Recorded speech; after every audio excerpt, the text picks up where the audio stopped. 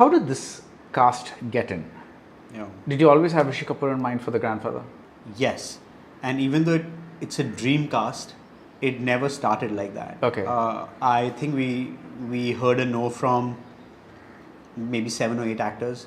It got to a point where the movie almost was shelved, where Karan said, I think you should move on to something else. This is seeming like a hard movie. I had already started toying with 2 more ideas that I was trying to develop. And then 2 things happened. One, Karan called and said, my mom's been watching this Pakistani actor on TV and she loves him and he's in India, he's doing a film. You want to meet him or do you want to send him the script? And I finished a sketch, a YouTube sketch with Alia Bhatt called Alia Bhatt Genius of the Year. That was a AIB sketch that I directed. And so Alia was like, listen, I had a great time doing this together. I heard you were working on something. And I said, the part is really small for the girl, but why don't you read it? So on one hand, Karan sent the script to Fawad. And on the other, I sent the script to Alia. And they both called in the same week. And then Karan, Sid's dates changed on a film. And Karan said Sid's dates have opened. So it just happened that within that month, this movie was sitting without a cast for a year. We were at home, I'd moved on. And within that month, these 3 characters fell into place. And then I was like, okay, now we can go. And I went to Rishi sir. And Rishi sir, always like, okay, I don't want to hear the whole script. I just want to hear my scenes. So I gave him this pitch. This guy is going to be, 90-year-old. And then he's like, but how will I look 90? I look bad with bad makeup. And I had already researched that Benjamin Button's prosthetic artist was in India for Fan, was Shah Rukh. Okay. He's a 2 times Academy Award winner. And I told Rishi sir, he's in India. And if you want, we can talk to him. And I don't know why, but that got Rishi sir really excited. Because he's like, wow, an Oscar winner, Benjamin Button artist can do my makeup. Right? And then he was like, okay, if I can look that realistically, like I can look that realistic as a 90-year-old, I'm interested to play this part. Right. And I'll tell you that he didn't hear most of the script. He just heard his set pieces and his bits, and he said, okay, I'll do it. Now, what's really funny is once Rishi sir showed up on set, he did not know a lot of other scenes. And then when he watched the edit for the first time is when he truly saw the film and understood the film, and he was surprised by how big these other parts were. He was like, Ratna, Rajat, they have such a long part. He was so funny. And there's this scene, I have to share this story. There is this scene in the film where everyone comes together in the house and they play the guitar and they sing a song. Sing the whole song, yeah. In the whole song. Yeah. Now, the thing is, Rishi sir was like, okay, there are too many characters. I'm not going to remember their names. Harsh and this, I'm not going to remember. He called me, he said, देख, बहुत सारे लोग हैं. इन सबका नाम तो याद रहने नहीं वाला. तो मैं क्या करूँगा? हम वैसे भी पंजाबी हैं. इसका नाम है डब्बू और उसका नाम है Babbu.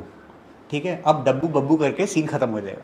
So now we have done this scene and he's kept saying, अरे डब्बू, अरे बब्बू आ गया, अरे डब्बू आ गया. ये scene has gotten done in one night. And now we are shooting a week later where Rajat's funeral. So he's sitting there, he's preparing, and he calls me. अरे मैं भूल गया ये डब्बू मरा है बब्बू मरा है. So nobody had paid attention who he had called Dabbu, who he had called Babbu. So we had to go back and watch the tapes to ask ourselves who had he called Dabbu Babbu, because through the scene he had called everyone Dabbu Babbu. And then obviously it was really funny. There's another funny story for the funeral, because Rishi sir had only heard his scenes, and we shot I think 6 months later, and in between he had other commitments, and we were shooting the funeral scene. He called me and he said, "Kaun mara hai?" So I said, "Sir, Rajat, Rajat's character is dead." "Rajat script mein mar jata hai?" So I said, "Yeah sir, actually you haven't heard that part." "Main nahi marunga," because he'd been playing this 90-year-old, and in his head I think he'd heard the script, but he had forgotten that Rajat dies or whatever, and it's really funny. But having said that, the real genius of Rishi Kapoor and I think him as an actor is that if you just told him enough about the scene, he would look so convincing. He would eat all other actors in the scene. He would look so convincing by just hearing like a 1-minute brief of the scene before he has to act. And I just realized that I think the amount of experience he had and the amount of films he had done, he just needed to know 5 lines before he had to go and you said action, you know.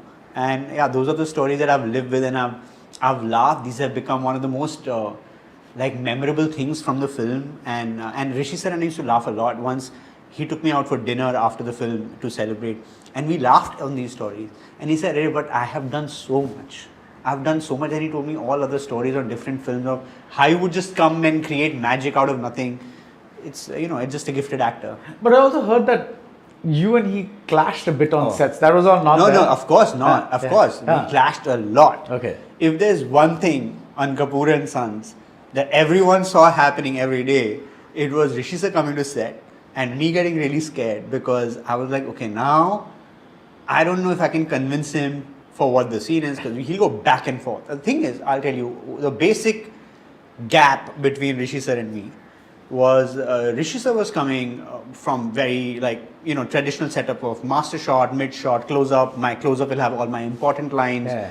And I think when we were going into Kapoor and Sons, it wasn't genuinely a conventional way of shooting, which is like you said, hey, everyone can move and go wherever they want within this framework, and the camera can move to anyone at any point. So it's literally going more in that cinema verite documentary style, where he was like, what do you mean the camera can come on me? It's either my shot or it's not my shot.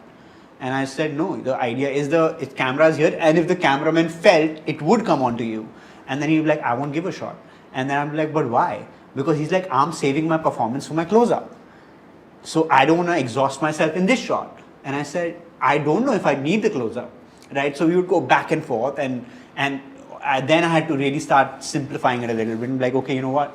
These 3 lines, I think I will come to your close-up, but can you please be here for this part? And I think that gap took a while before we filled it, and I have to thank every other actor, including Alia, Fawad, Sid, for helping me through that. Because if I wanted another take, and I was a young director, I just made 1 film, Rishi sir hadn't seen anything I'd made, so Alia or Sid would be like, "Arey sir, I messed up that dialogue. Can we take it again?" Because I would just look at them and be like, "I think I need 1 more take," and then Alia would be like, "Okay, fine, I get it." Or Fawad, and then they'll take chances, right? In one scene, Alia would ask for more takes, in other, Fawad would ask more takes. We just had that language going on, and thank God that they had this belief, and we were all friends, same age, hanging together, so we could really communicate fast.